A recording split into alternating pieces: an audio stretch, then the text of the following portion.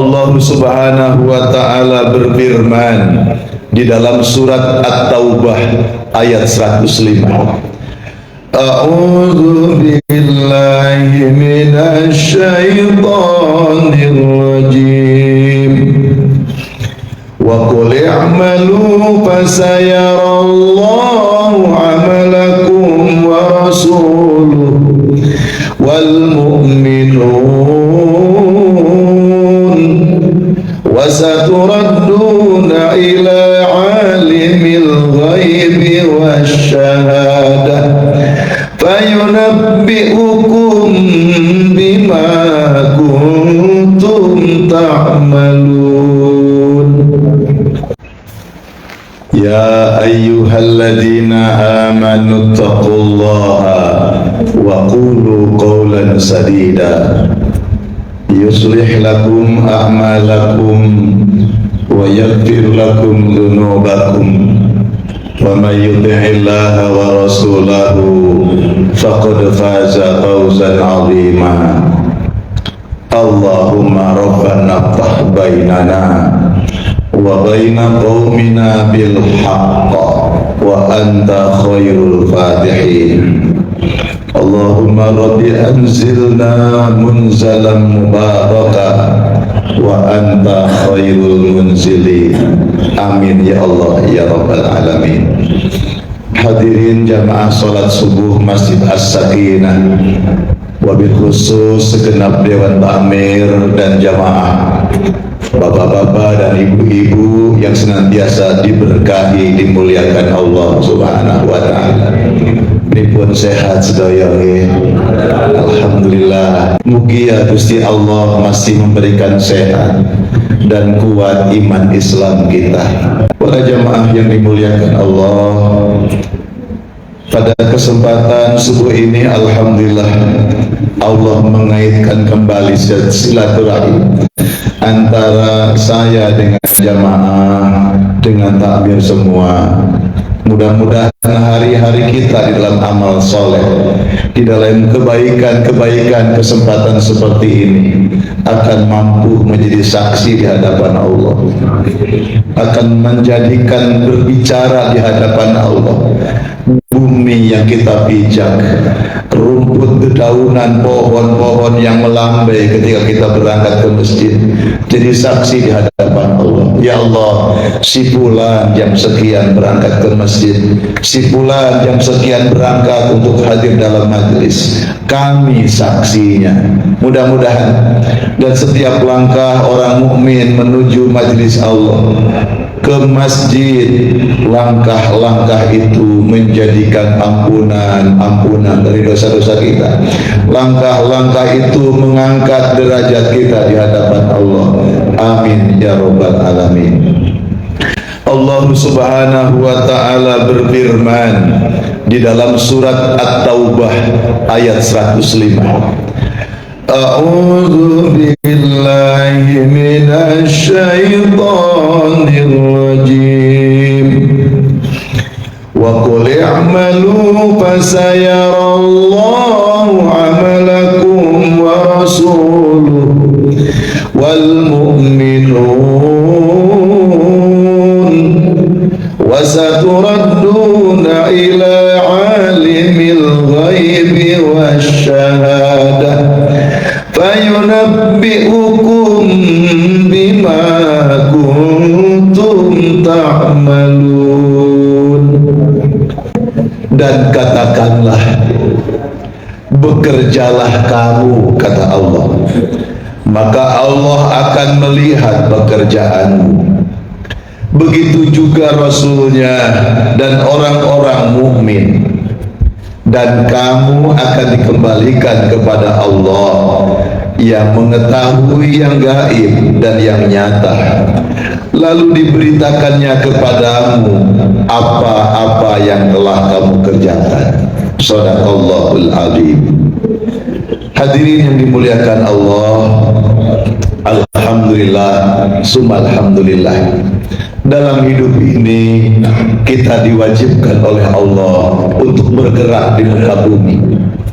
Jangan berdiam diri di tempat tanpa aktivitas apapun. Kita diperintahkan Allah untuk bekerja, untuk berusaha, untuk bisa mengeluarkan keringat kita. Karena setiap tetesan keringat, setiap lelah itu akan menjadi berkah dan pahala yang diberikan oleh Allah Subhanahu wa ta'ala. Kebahagiaan orang mukmin adalah ketika muncul iman dan kesadaran. Seorang ibu, seorang istri bangun lebih awal menyiapkan makanan untuk sahur keluarganya. Dia lebih awal bisa bangun daripada keluarga yang lain. Lalu suaminya menyusul, dan suaminya juga di pagi hari harus berangkat bekerja, pulang di waktu siang atau sore. Semua adalah capek, semua adalah lelah, tapi nyata di hadapan mata hati mereka hadir. Ya Allah, semua lelah, semua pengabdian itu semata-mata dilakukan karena Engkau ya Allah. Ini adalah barokah dan akan diganti oleh Allah Subhanahu wa ta'ala dengan pahala yang besar. Bapak dan Ibu yang dimuliakan Allah, mengenai bab sukses sungguh luar biasa, karena orang-orang yang beriman itu sebenarnya harus menjadi orang-orang yang sukses. Jamaah yang dimuliakan Allah, di dalam surat Al-Mujadilah Allah Subhanahu wa ta'ala berfirman, A'udzu billahi minasyaitonir rajim. Ya ayyuhalladzina amanu idza qila lakum tafassahu fil majalis fafsahu yafsahillahu lakum wa idza qila suzu famsuzu yarfa'illahu alladzina amanu minkum walladzina utul ilma darajat wallahu bima ta'maluna khabir. Surat Al-Mujadilah ayat 11 ini menjelaskan Allah akan mengangkat derajat bagi orang-orang yang diangkat derajatnya oleh Allah. Artinya mereka dilebihkan, mereka ditinggikan, mereka diberikan kesuksesan oleh Allah, baik di dunia maupun di akhirat. Siapa mereka? Yang pertama, orang-orang yang beriman kepada Allah. Yang kedua, orang-orang yang memiliki ilmu pengetahuan. Nah, para jamaah yang dimuliakan Allah, maka kita akan berbicara di dalam kehidupan ini. Rasulullah Shallallahu Alaihi Wasallam itu pernah melarang jangan memberikan jabatan kepada orang yang meminta jabatan. Jangan memberikan jabatan kepada orang yang meminta jabatan. Sekarang kan sudah lumrah umum, kabeh ingin dipilih, kabeh ingin mengangkat diri. Pilihlah saya, pilihlah saya, baik jalur mandiri maupun melalui sub-sub yang lainnya. Itu di dalam bahasa agama ada yang disebut dengan kemaksiatan politik. Artinya apa? Dia memandang amanah itu remeh, memandang amanah itu sepele, padahal setiap amanah yang akan dia tanggung, pertanggungjawabannya bukan hanya di dunia, pertanggungjawabannya bukan hanya kertas, tapi pertanggungjawabannya kepada Gusti Allah Subhanahu wa ta'ala. Kita semua paham ada pertanggungjawaban, itu ada kebenaran hakikat, ada kebenaran administrasi. Jadi ada kebenaran hakikat, ada kebenaran administrasi. Jadi semua apa yang sudah dikerjakan bisa dipoles, pokoknya ono surat-surate, embuh ngarang atau apa. Nah, Rasulullah melarang kalau ada orang meminta jabatan, jangan diberi jabatan, kata Rasulullah. Kenapa demikian? Masya Allah. Jadi di zaman Rasulullah Sallallahu Alaihi Wasallam itu ada seorang sahabat Yang kemudian oleh Nabi, janganlah engkau meminta jabatan. Ketika sahabat meminta, ya Rasulullah, jadikan aku sebagai kepala suku di sini. Lalu kata Nabi, tidak, aku tidak akan memberikannya. Ternyata punya alasan. Kalau seseorang meminta jabatan lalu terwujud jabatannya dia dapatkan, dia tidak akan mendapatkan pertolongan dari Allah Subhanahu wa ta'ala. Tetapi kalau jabatan itu merupakan amanah dari orang banyak, dia dicalonkan, dia diusulkan, dia diusung, lalu dia menerimanya, insya Allah Allah akan menolong dia di dalam menunaikan amanah itu. Bapak Ibu yang dimuliakan oleh Allah, itu satu sisi yang lain. Kita dilarang meminta jabatan tertentu pada posisi tertentu. Walaupun zaman sekarang ini unik, orang-orang baik itu harus masuk, maaf, di dalam partai, harus masuk di dalam susunan tertentu. Kenapa? Justru mereka melihat di antara mereka mungkin banyak orang-orang yang tidak baik, sehingga dia harus masuk untuk membaikkan suasana. Mungkin saja seperti itu, tapi konsepsi awalnya Rasulullah melarang. Bapak Ibu yang dimuliakan oleh Allah Subhanahu wa ta'ala, di dalam sejarah ternyata pernah ada dua nabi yang meminta jabatan kepada Allah Subhanahu wa ta'ala. Mintanya ke Allah, tapi mintanya ke Gusti Allah, bukan minta ke orang. Ada dua nabi. Yang pertama Nabi Musa. Nabi Musa itu ingin menjadi suami. Lalu Nabi Yusuf. Nabi Yusuf itu ingin menjadi bendaharawan negeri. Dua nabi di dalam Al-Quran yang meminta jabatan. Bismillahirrahmanirrahim. Surat Al-Qasas ayat 26. Qalat ihdahuma ya abati istajirhu inna khaira man istajartal qawiyul amin. Salah seorang dari kedua wanita putra daripada Nabi itu berkata, wahai bapakku, ambillah ia Nabi Musa sebagai orang yang bekerja kepada kita, karena sesungguhnya dia orang yang paling baik, yang apabila kamu ambil untuk bekerja kepada kita, dan sesungguhnya dia Al-Qawiyul Amin, karena dia Nabi Musa adalah orang yang Al-Qawiyyu Al-Aminu, orang yang kuat dan orang yang dapat dipercaya.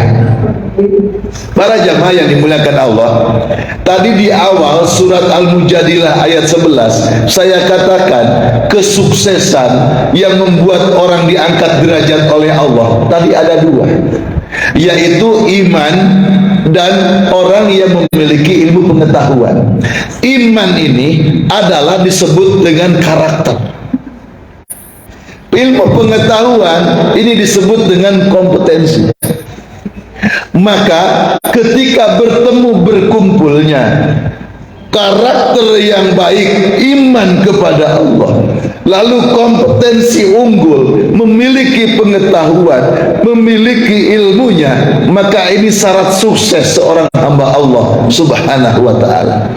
Nah, di sini Nabi Musa oleh putrinya seorang nabi ini, ya, maka dia dikatakan, ayah, jadikan dia yang bisa membantu keluarga kita.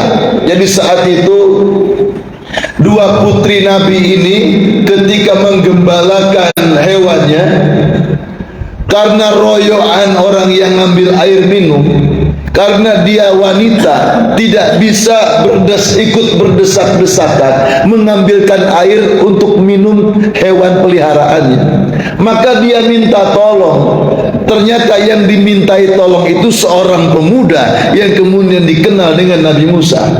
Nabi Musa yang memiliki kekuatan fisik yang bagus, Nabi Musa yang memiliki kepribadian yang bagus, maka Nabi Musa kemudian membantu kedua wanita ini mengambilkan air di sumur dan kemudian diberikan minum hewan-hewannya. Sebagai upahnya, wanita ini mengajak, wahai pemuda, ikutlah denganku untuk datang kepada kedua orang tuaku. Maka ikutlah Nabi Musa. Dan Nabi Musa ini dikenal memiliki karakter yang baik dan kompetensi unggul. Para jamaah yang dimuliakan Allah, Al-Qawiyyu artinya orang yang kuat, artinya memiliki kompetensi yang unggul, fisiknya bagus, kemudian memiliki kecakapan di dalam kegerakan yang gesit dan sebagainya. Kemudian Al-Amin, memiliki karakter yang dapat dipercaya. Kemudian yang kedua, Nabi Yusuf. Nabi Yusuf itu pernah meminta jabatan. Qala ja'alni ala khazainil ard inni hafizun alim. Nabi Yusuf itu berkata, jadikanlah aku bendaharawan negeri. Wah, ini luar biasa. Mungkin kayak Menteri Keuangan, Menteri Sri Mulyani, bendaharawan negeri Indonesia. Ini bendahara negeri di Mesir. Subhanallah. Ya Allah, jadikanlah aku bendahara negeri Mesir, karena sesungguhnya aku adalah orang yang memiliki al-hafiz. Apa itu? Pandai menjaga, memiliki karakter yang baik, al-alim, dan memiliki pengetahuan, kompetensi bagaimana memanage keuangan dengan baik. Ini Nabi Yusuf. Jadi dua nabi ini yang diunggulkan karena memiliki dua kompetensi ini. Dan itu syarat berjayanya sebuah negeri, syarat suksesnya di dalam kehidupan. Kalau dua hal ini ada pada pribadi orang-orang yang beriman kepada Allah, insya Allah akan mengalami kesuksesan. Maka sifat di sini dijelaskan, Al-Hafiz adalah mewakili karakter karena dia bisa sanggup menjaga, mengembangkan, mengelola keuangan. Bagi Nabi Yusuf, dia juga orangnya baik. Nabi Yusuf kan dikenal orang yang baik. Nabi Yusuf itu Nabi yang ganteng. Masya Allah, seorang permaisuri raja kepincut oleh Nabi Yusuf, padahal suaminya juga gagah. Melihat Nabi Yusuf, waduh, terbelalak. Itu istri pejabat, sampai menggoda Nabi Yusuf berkali-kali. Dalam sejarah, sampai Nabi Yusuf diajak masuk ke dalam kamar, lalu dikunci pintunya. Nabi Yusuf merontak untuk keluar dari kamar, kemudian robek baju bagian belakangnya. Maka kemudian untuk menjaga malunya, tersiar berita bahwa istri seorang permaisuri yang bernama Siti Zulaikha, dia berselingkuh dengan orang atau anak pulung, anak pungut. Nabi Yusuf kan pungut, anak dibeli. Masya Allah. Maka tersiarlah berita. Walaupun kemudian didatangkan seorang hakim bahwa ternyata Nabi Yusuf tidak bersalah. Cirinya apa? Kalau Nabi Yusuf robeknya di bagian depan, bajunya robek di bagian depan, berarti Nabi Yusuf yang memaksa Siti Zulaikha. Ternyata robeknya baju Nabi Yusuf di bagian belakang. Artinya Nabi Yusuf justru menghindar dari perbuatan maksiat, Siti Zulaikha yang memaksanya. Jadi ada bukti dari pakaian yang dipakai. Tapi karena dia seorang pejabat negeri, maka akhirnya tidak disebar luas. Cuma Siti Zulaikha juga seorang permaisuri yang cerdas, maka dia mengundang istri-istri pejabat, diundang istri-istri menteri untuk hadir sebuah hidangan. Maka hadir, disiapkan di meja makanan, di situ ada pisau, di situ ada sendok garpu untuk makan sesuatu. Maka kemudian disampaikan, silahkan Mbak Bu, hidangan daging di meja dimakan beserta pisaunya digunakan. Begitu mereka mengerat makanan dengan pisaunya, Nabi Yusuf suruh lewat. Keluar dari kamarnya lewat tok, terbelalak istri-istri pejabat itu, tidak terasa jari jemarinya kemudian dipotongi dengan pisaunya, sampai sedemikian tidak terasa. Itu keajaiban sampai begitu. Itu barangkali tai kucing rasa coklat. Jadi sakitnya irisan di jari jemari tidak terasa saat Nabi Yusuf lewat di tengah-tengah mereka. Begitu Nabi Yusuf kembali ke rumah, mereka kesakitan, meraung-raung. Kenapa jadi begini? Tuh kan, yang kalian omongkan, aku kepincut, aku tertarik dengan dia, aku setiap hari bersama dia di rumahku. Kamu cuma sekali saja lewat Nabi Yusuf seperti ini. Bagaimana kalau posisinya seperti aku di rumah? Nah ini pembelaan Siti Zulaikha. Para jemaah yang dimuliakan oleh Allah, Al-Hafiz, karakter yang baik Nabi Yusuf. Al-Alim, memiliki skill, kompetensi manajerial yang baik. Bapak dan Ibu yang dimuliakan Allah, lalu apa yang kita akan kaji pada kesempatan ini? Maka kesuksesan seorang mukmin apabila bertemunya dua sikap ini. Yang pertama, karakter yang baik. Yang kedua, kompetensi unggul. Apa itu karakter? Karakter itu tentang siapa diri kita. Itu karakter. Siapa diri kita? Apa yang kita lakukan ketika sendirian? Apa yang kita lakukan ketika di dalam kamar sendirian? Itu karakter. Itu kejujurannya di situ. Jadi karakter orang-orang yang beriman itu, dia bisa baik kalau ada orang, tapi ketika sendiri bisa baik apa enggak? Dia bisa lembut seperti para penceramah mah. Di mimbar ngomongnya bagus, ngomongnya enak. Tapi bagaimana karakternya dalam rumah tangga? Ngomongnya kepada istrinya, ngomong kepada anaknya, ngomong kepada keluarganya. Lalu bagaimana ketika sendirian? Tidur di hotel sendirian, sepi, apa yang dikerjakan? Apakah menghayal melamun? Apakah nyetel film-film apa gitu? Itu berkaitan dengan karakter. Jemaah yang dimuliakan Allah. Dan berkaitan dengan karakter, maaf, sekarang ini kan bebas, orang pegang HP, bisa telepon siapa saja, bisa video call siapa saja. Itu kan, istrinya orang di video call, di kamar mandi lagi.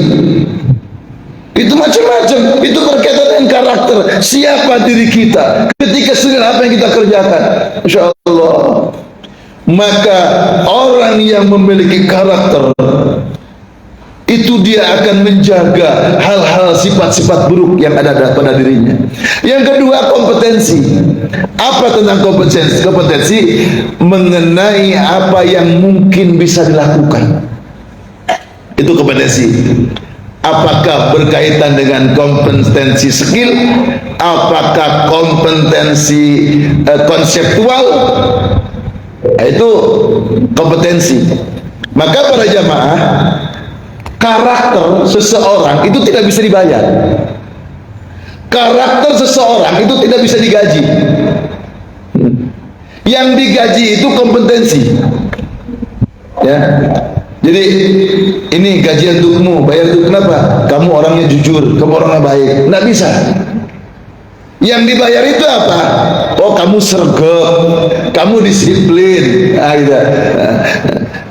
Kamu profesional dalam bekerja, itu yang dibayar. Yang dibayar. Oleh karena itu mohon maaf, ya mohon maaf. Takmir ini mengundang ustadz itu berdasarkan apa? Kompetensi. Itu ya, profesor, doktor, ya Al-Akbar itu kalau mereka mengundang kan yang bergelar-gelar, profesor, doktor, MA, segala macam kan. Itu termasuk zamannya dulu ISMI, Ikatan Sindikat Muslim Indonesia, itu kan banyak orang masuk ISMI, padahal tidak semua orang ahli agama. Jadi mereka mengundang profesor, doktor yang ada di ISMI, padahal dia belum mendalam dalam agama, gitu kan? Mungkin saja misalkan profesor, doktor, dia hebat di dalam mimbar seminar, tapi belum tentu di mimbar dakwah, di mimbar khutbah. Saya punya kawan itu ahli seminar, ketika disodorkan, Pak Ustaz mau nanti ngisi khutbah di masjid, waduh mohon maaf, saya kalau khutbah harus belajar membaca berkali-kali dulu. Kalau seminar oke lanjut, kalau untuk khutbah mohon maaf. Ini seperti itu. Jadi kadang-kadang kompetensi juga lihat-lihat tempatnya, gitu kan?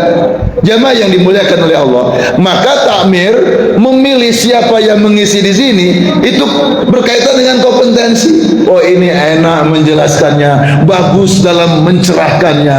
Itu kalau karakter itu berkaitan dengan konten agama, tentang dalil-dalil, tentang tentang bagaimana dia penguasaan tentang Al-Quran, tentang ilmu agama, itu tidak bisa dibayar. Tidak bisa dibayar. Yang dibayar itu profesionalismenya. Makanya kadang-kadang mohon maaf, ada orang tuh pinter baca kitabnya Pak, tapi suruh ngajar tidak bisa ngajar. Nggak ada yang bayar dia, padahal kan karakternya bagus. Dia hafal Quran, hafal hadis, tapi ketika suruh ngajar, dia tidak bisa ngajar. Macam-macam. Para jamaah yang dimuliakan oleh Allah, maka berkat bertemunya karakter dan kompetensi ini, ada 4 keadaan. Kita nanti akan masuk di mana? Yang pertama, ada orang memiliki karakternya baik, tapi dan kompetensinya baik. Alhamdulillah. Karakternya bagus, kompetensi bagus, ini orang yang sukses. Artinya orang ini berdaya guna dan tidak berdampak rusak. Berdaya guna dan tidak berdaya rusak. Ini cita-cita. Masya Allah. Para jamaah yang dimuliakan Allah, hidup ini kalau orang itu Masya Allah karakternya bagus, jujur, disiplin, orang itu, dan basic pendidikan karakter itu adalah agama. Jadi basic pendidikan karakter itu adalah agama. Di Indonesia ya kita sebagai orang muslim, karakter kita ya agama Islam. Jadi beragama Islam, dan itu yang akan menjadikan kita karakter baik. Makanya orang mukmin memiliki karakter yang baik, mukmin menjadi muttaqin, dan takwa hahuna. Orang yang bertakwa itu berkaitan dengan siapa diri kita. Artinya apa? Orang yang memiliki hati yang baik, hati yang bersih, itulah karakter. Lalu memiliki kompetensi yang baik, Masya Allah, dia punya skill, punya kemampuan yang macam-macam, konseptual bagus, skillnya bagus, ini manfaat. Memiliki daya guna, daya manfaat, dan tidak berdampak rusak. Ini luar biasa. Hadirin yang dimuliakan oleh Allah Subhanahu wa taala. Itu yang pertama. Jadi orang memiliki karakter yang baik, juga kompetensi baik, sebagaimana surat Al-Mujadilah ayat 11, yarfa'illahu alladhina amanu minkum walladhina utul ilma darajat. Iman, karakter, ilmu pengetahuan, skill, itu adalah kompetensi. Yang kedua, orang yang memiliki karakternya baik tapi kompetensinya buruk, Masya Allah. Jadi orang ini baik tapi pengangguran. Orang ini akhlaknya bagus tapi nganggur, tidak punya keahlian. Suruh kerja apa tidak bisa. Suruh nguli lah gaya luluh gak iso. Nemen hari ini. Itu. Maka ini pernah dikritik oleh para sahabat. Umar dan Abu Bakar pernah mengkritik para sahabat Rasulullah yang berada di Suffah, di serambi masjid di Madinah. Ada sekitar 200 sampai 300 orang sahabat. Itu sahabat yang baik-baik. Setiap majlis dengan Rasulullah, dia ikut ngaji dengan Rasulullah. Tapi orang ini nggak punya keahlian, nganggur dia. Ya di masjid tok kerjanya. Ya sholat, ya ngaji, mutolaah, terus begitu. Kalau makan, nunggu makanan yang dibawakan oleh Rasulullah. Jadi makannya ketika Nabi makanan, ikut makan. Tapi nggak bisa bekerja. Ini karakternya bagus, kompetensinya buruk. Orang baik seperti ini, dia berdaya guna, artinya, tapi dia tidak memiliki daya rusak. Hati-hati. Jadi orang baik walaupun nganggur, dia tidak berdaya rusak. Gitu kan? Jadi orang baik itu begitu. Kalau orang itu karakternya baik, walaupun pengangguran dan punya keahlian, insya Allah baik, tidak nyolong kan? Walaupun jaluk seperlunya, tidak makso. Karena orang kalau minta-minta makso. Bahkan ada dua macam orang mukmin itu. Orang mukmin yang susah minta-minta, itu yang dibenci oleh Allah.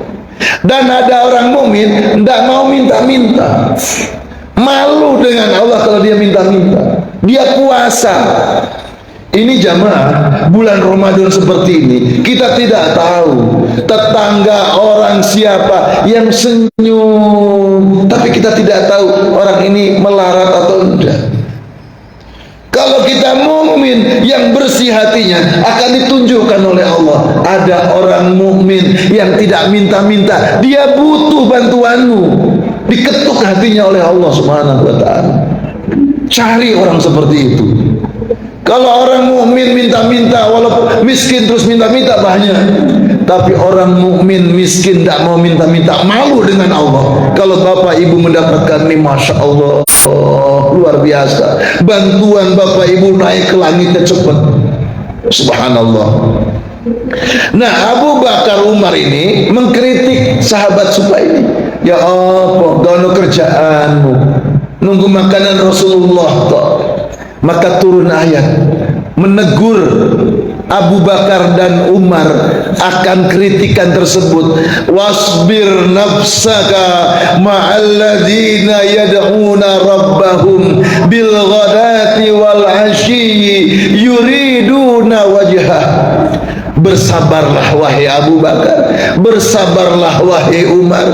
Kamu bersama dengan orang-orang yang menyeru Tuhanmu, bersama dengan orang-orang baik yang beribadah kepada Allah, berdoa kepada Allah di waktu pagi maupun waktu senja dengan mengharapkan ridhonya. Janganlah kedua matamu berpaling dari mereka.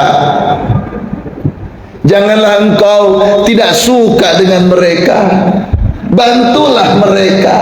Karena sahabat Suffah ini tidak minta-minta, orangnya baik-baik, tidak nyolong. Masya Allah. Ini yang kedua. Jadi karakter baik walaupun kompetisi pun. Masya Allah. Yang ketiga, jamaah yang dimuliakan Allah, orang yang memiliki karakter buruk, kompetensinya baik. Ini ada termasuk orang-orang yang memiliki daya rusak tinggi. Masya Allah. Mohon maaf, kalaupun dia menjadi politikus, perusak negara. Na'udzubillah. Kan lagi heboh sekarang. Lagi heboh. 349 triliun itu. Bener atau enggak, ngaku sendiri kan buktinya. Kan sekarang dunia medsos, embu keceplosan, embu sengaja kan begitu. Jadi sudah tahu kalau kebobrokan seperti itu. Kalau mau jujur, mau ngomong ya apa. Tugas mereka harusnya ngomong. Mereka orang-orang pinter, orang-orang cerdas, memiliki gelar dan sebagainya, tapi karakternya buruk. Ya, saya tidak menduduk ke sana, secara umum maksudnya. Jadi orang-orang yang memiliki kompetensi bagus, bergelar, memiliki posisi tertentu karena punya skill yang hebat, tapi karakternya buruk, masya Allah. Orang pinter suka nipu. Namanya penjahat berdasi. Naudzubillah min dzalik. Ini susah dan dananya susah, angel wis angel bahasa sekarang itu. Jemaah yang dimuliakan Allah. Makanya korupsi merajalela di mana-mana bukan dilakukan oleh orang bodoh, oleh orang pintar, Pak. Orang bodoh nggak iso caranya korupsi apa? Wedi nang Gusti Allah. Ketemuan ya apa aku? Ketahuan bagaimana? Mati aku. Takut sama Allah. Tapi orang pinter banyak jalan argumentasi menuju keselamatan. Bahasa mereka, Allah sudah berfirman, "Qul ja'al haq wa zahaqal batil. Innal batila kana zahuqa." Katakan Muhammad, yang benar pasti datang, yang salah pasti hancur. Yang benar akan dikemukakan oleh Allah. Ketika manusia diam semua akan kebobrokan, pasti Allah akan menurunkan musibah, membuka aib, membuka kebobrokan itu. Itu yang kita takutkan, Pak. Zaharul fasadi fil barri wal bahr. Telah banyak kerusakan di muka bumi ini, di daratan dan di lautan, oleh tangan manusia. Liyudhiqahumul azab. Allah akan mendatangkan azab, siksa yang pedih. Naudzubillah, ya Allah. Kalau sudah azab turun, Pak, enggak pilih-pilih. Orang jahat sasarannya kena, orang baik ikut kena, Pak. Ya Allah. Saat ini kita menjadi orang-orang baik yang lemah iman. Orang-orang yang baik yang mengerti tapi tidak bisa bicara. Ya Allah, karena memang ada saluran untuk bicara tapi masih terganjal dengan sesuatu hawa nafsu. Cuma orang lemah seperti kita hanya bisa berdoa kepada Allah. Ya Allah, berikan mereka hidayah. Doakan, Pak, Bu. Jadi orang-orang yang memiliki posisi kedudukan itu, doakan agar mereka diberi hidayah oleh Allah. Kalau mereka tidak diberi hidayah oleh Allah, ya sudah, suruh turun saja agar diganti oleh orang-orang baik. Tapi jangan sampai Allah yang mengganti, Pak. Ngeri. Ngeri. Karena kalau kejahatan merajalela di mana-mana, ya Allah, Allah yang akan berbicara. Langsung turun ke muka dunia ini. Itu yang ketiga, karakternya buruk, kompetensinya baik, pinter tapi nggak bener. Makanya sulit, Pak. Banyak orang pinter, sedikit orang bener. Jujur, pinter suruh jujur nggak berani. Ya Allah. Ya, orang-orang bodoh itu yang gampang berani, Pak. Jujur. Aku sopanane sele sampe ikilah aku. Itu karakter. Yang keempat, orang yang memiliki karakter yang buruk juga kompetensinya buruk. Ya Allah, ini penjahat pol. Wis nganggur, karakternya welek, ngumbe, mabuk, mari mabuk, nggoda bujune wong, mbunuh wong. Itu orang karakternya buruk, kompetensi buruk.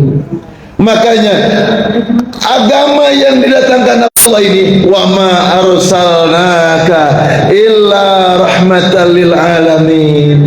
Agama didatangkan Allah oleh Allah menjadi rahmat kita, keselamatan kita dunia dan akhirat kita. Kita ini bukan hanya ingin selamat di dunia, tapi ingin selamat di akhirat. Kita ini bukan hanya ingin bahagia di dunia, tapi ingin bahagia di akhirat. Kita ingin bukan hanya ingin menikmati kehidupan di dunia yang sesaat, tapi kita ingin menghadapi keabadian, hidup yang indah di akhirat. Kan begitu? Maka temukan jiwa kita sebagai orang yang beriman kepada Allah, karakter yang baik berdasarkan keimanan kepada Allah Subhanahu wa ta'ala. Maka jalannya apa? Ya kita punya tauhidul ibadah, juga punya tauhidul uswah. Jadi orang Islam itu punya dua tauhid. Yang ini berbeda dengan orang yang lain. Tauhidul ibadah, la ilaha illallah. Tidak ada Tuhan yang kita sembah kecuali Gusti Allah. Agama-agama, semua agama, tauhidul ibadahnya mungkin sama. Tidak ada Tuhan kecuali Allah. Mungkin seperti itu. Walaupun ada yang mengatakan tidak ada Allah kecuali Tuhan, terserahlah. Itu kan ada. Jadi makanya kalau Islam itu tidak ada Tuhan kecuali Allah. Tadi yang lain yang mengatakan tidak ada Allah kecuali Tuhan. Itu juga beda. Makanya kadang-kadang qul ya ayyuhal kafirun la a'budu ma ta'budun. Sama-sama nyembah Tuhan, bisa jadi Tuhannya beda. Jadi setiap agama itu nyembah Tuhan, tapi bisa jadi Tuhannya beda. Tuhannya orang Islam dengan yang bukan Islam beda. Tetapi ketika berbicara la ilaha illallah, itu namanya kalimatun sawa'un bainana wa bainakum. Kalimat yang mempersatukan seluruh umat manusia. Ini adalah makhluk yang punya Tuhan. Itu sama dalam derajat kemanusiaan.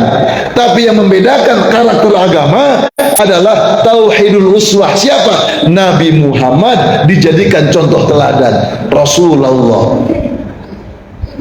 Makanya kita jadi sholat. Kenapa? Uswah Nabi Muhammad. Kita jadi ngaji, jadi puasa di bulan Ramadan, ikut uswah Nabi Muhammad.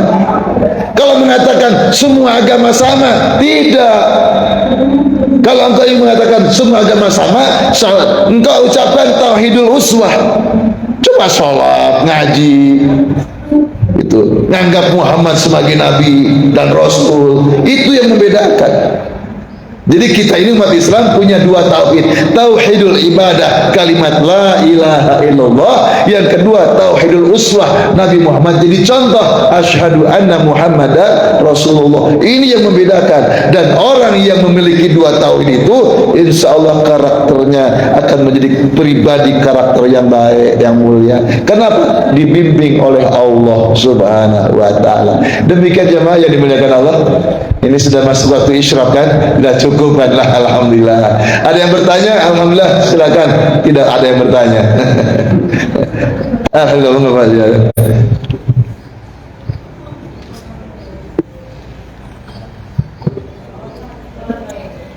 Assalamualaikum warahmatullahi wabarakatuh. Waalaikumsalam warahmatullahi wabarakatuh. Terima kasih saya memberikan kesempatan.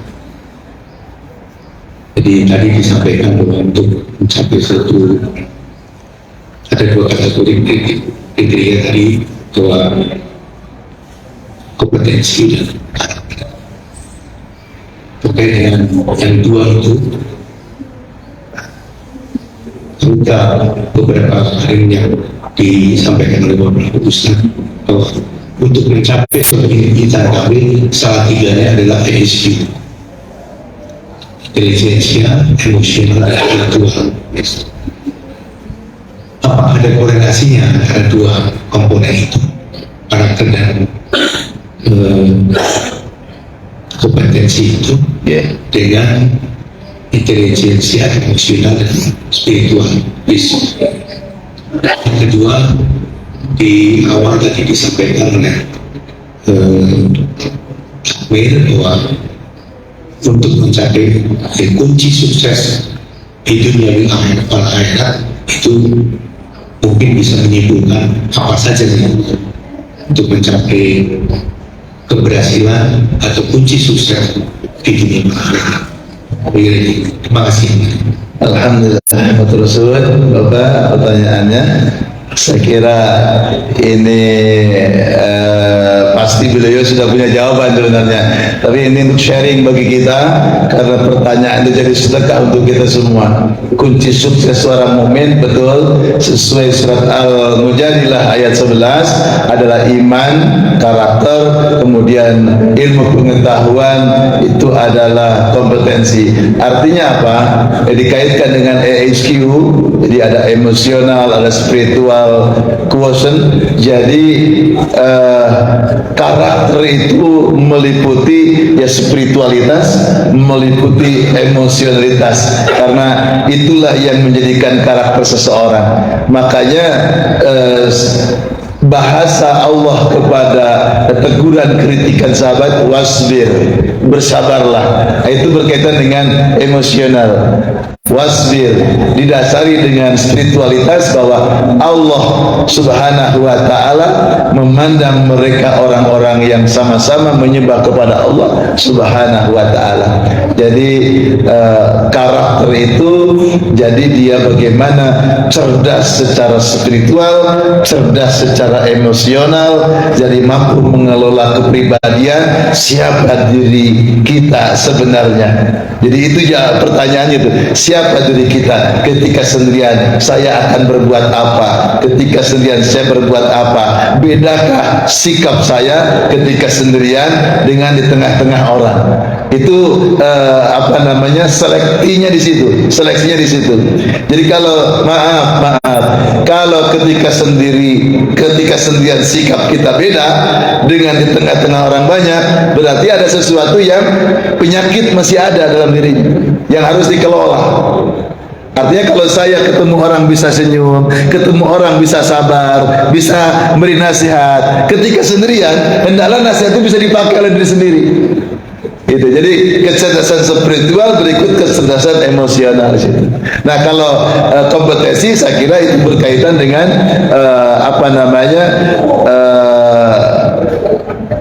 sesuatu yang berkaitan dengan skill, dengan hal-hal yang harus dilakukan dengan konsep-konsep tertentu seperti itu. Demikian Pak, mohon maaf. Baik, ada lagi? Silakan, Mbak.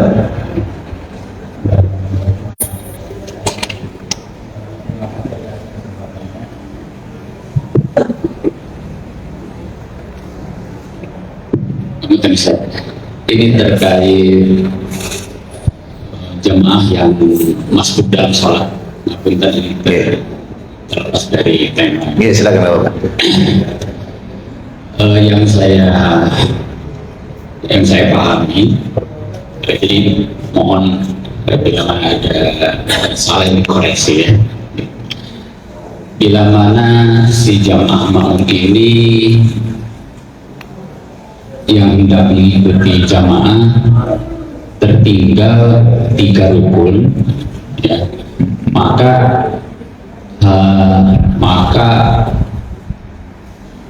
ya rakaatnya itu tidak dihitung.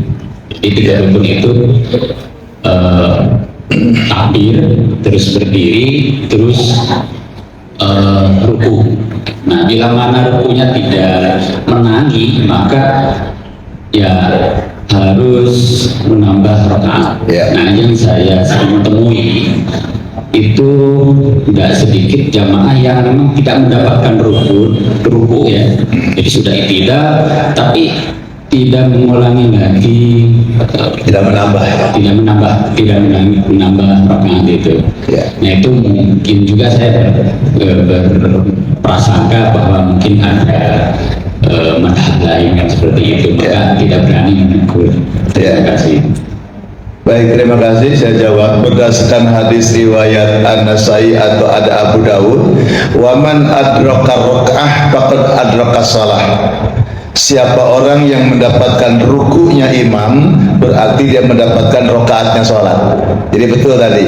Jadi kalau imamnya sedang ruku, nah cuma ini ada teknis yang secara jamaah Bapak Ibu harus dipahami bahwa sholat itu pintu masuk sholat harus ihram. Sebagaimana orang haji umroh harus ihram dulu.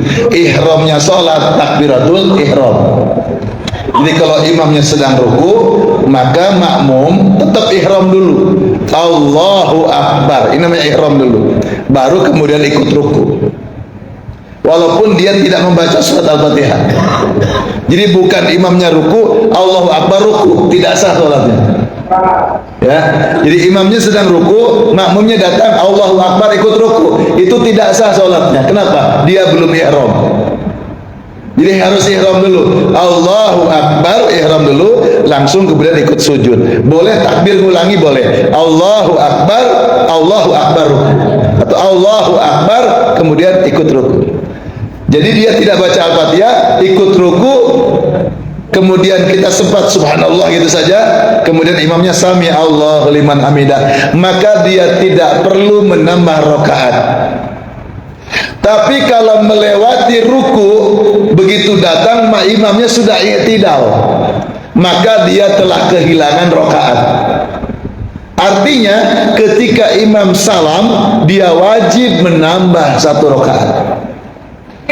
Yang terjadi sebaliknya, bukan yang seperti ditanyakan. Dia mendapatkan rukunya imam, tapi tidak sempat membaca Al-Fatihah.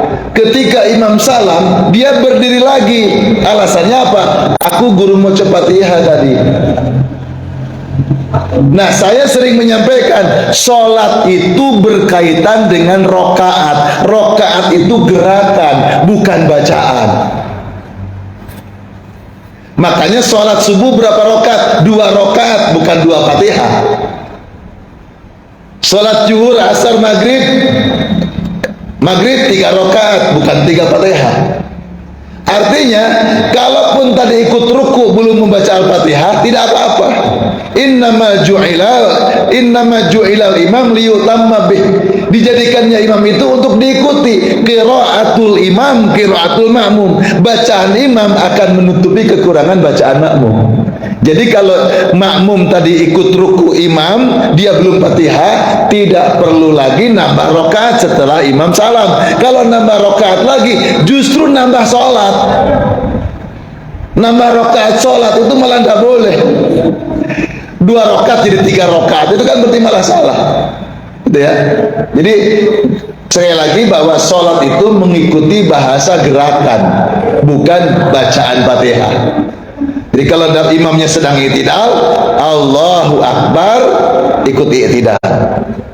Jadi ketika imamnya i'tidal, makmum jangan berdiri terus nunggu ruku, sujud, duduk, sujud, nunggu berdiri lagi baru Allahu Akbar berdiri. Enggak. Fasma' kama yasna'il imam ala kulli halin. Makmum itu kerjakan apa yang sedang imam kerjakan pada saat engkau temui saat itu. Jadi kalau nemui imam sedang i'tidal, ya sudah, Allahu Akbar ihram, kemudian ikut i'tidal. Tapi ketika imamnya salam, nambah 1 rakaat. Demikian ya. Baik, saya kira cukup.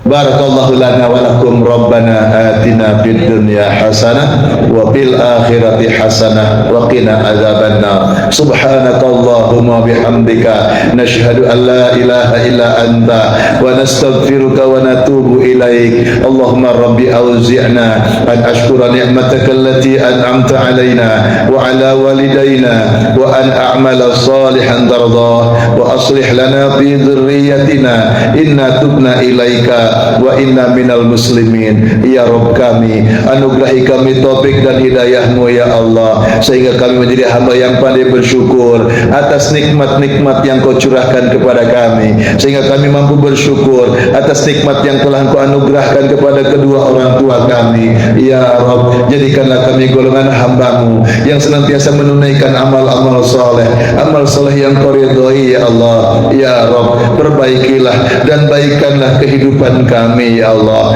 baikkanlah kehidupan anak keturunan kami ya Allah, baikkanlah nasib bangsa Indonesia tercinta ya Rabb kami, golongkan kami ke dalam golongan hambamu yang bertaubat kepadamu dan kau menerima taubat kami ya Rabb. Jadikan kami hambamu yang senantiasa tunduk, patuh, berserah diri, menjadi hamba yang iman dan taat dan takwa kepadamu, hamba yang memiliki karakter dan kompetensi yang baik kepadamu ya Allah. Ya Rabb kami, berkahilah umur kami, berkahilah rumah tangga kami, berkahilah anak turunan kami, berkahilah usaha kami, berkahilah rezeki kami, berkahi sisa umur kami ya Allah. Anugerahkan kepada kami suatu saat perjumpaan denganmu ya Allah dalam keadaan husnul khatimah. Rabbana wa taqabbal du'aana innaka sami'ud du'a. Wahai Allah yang maha mendengar, wahai Allah yang maha mengijabah siapapun yang meminta, kabulkan doa permohonan kami.